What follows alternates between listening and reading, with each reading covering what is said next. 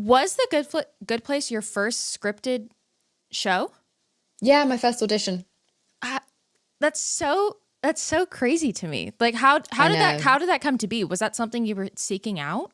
I was forced to go to the audition. I didn't think that I had any right to be there. And my manager really needed someone who was tall and English and annoying. And she couldn't think of anyone else. So she sent me. And I got the job. Oh, I was perfect for it.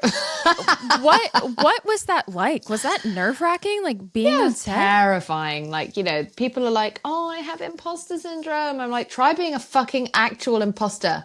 Okay. You want to know anxiety? Try actually not belonging there. Not just thinking you don't belong there. Try actually having no idea what you're doing and then being opposite literally the most talented people in the industry, like Ted Danson, Lisa Kudrow, Maya Rudolph, Kristen Bell, like all of these people. And then it's just me, just a woman off the street fighting for her life. Well, you fought well.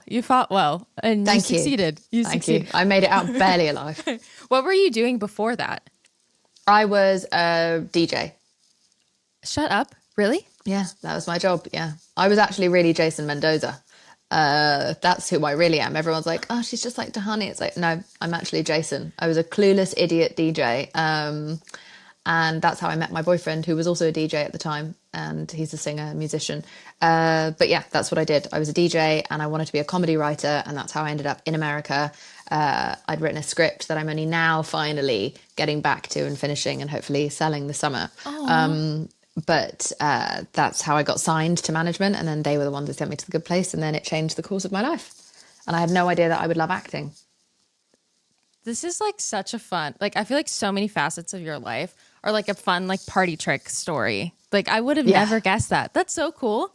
Do you ever DJ or do anything like that? Not anymore. He's so good that it made me not want to do it anymore.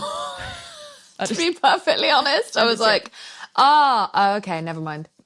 Yeah. I also sing, but I'm not going to fucking sing now that I've heard him sing. Yeah. Like, no, thank you.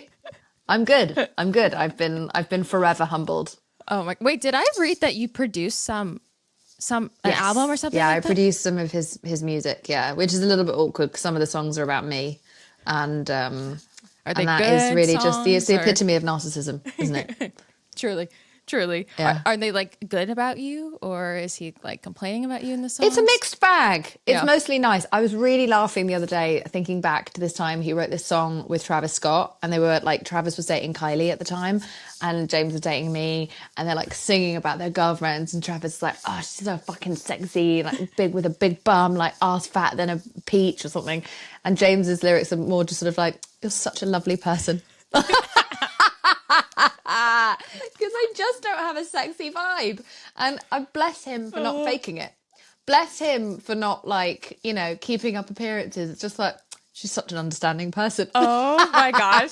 That's so good. Hey, James's lyrics are so like, Travis is so randy in his lyrics. No, they're mostly lovely, wonderful songs. And then a few of them were like at the beginning when we were a bit edgy with each other, and he quoted some of my angry lines from my emails to him. And I'm like, that's publishing. I didn't pay rent for months after that. I was like, you owe me money. Oh my gosh. At least he like is talking about the important qualities, because the physical ones will fade. They will fade. They will. Yeah. That's yeah. No one's writing a song about my ass, and that I can promise you. And that's okay. We're okay with that. We're okay with that. Yeah. I love that. You are truly just one of the very few famous people that are like, quote unquote, still normal. Like I feel like you're just so authentically yourself. Do you feel like adjusting to fame, was there an adjustment period for you? Yeah, I think just not being such a to other famous people. No, what I mean by that is when I first, got famous, I didn't understand I was famous. I just thought that I could just still continue to have completely no filter publicly. And I was just a little asshole when I was 22. And so I thought it was really fun. I really hated celebrities. I still do.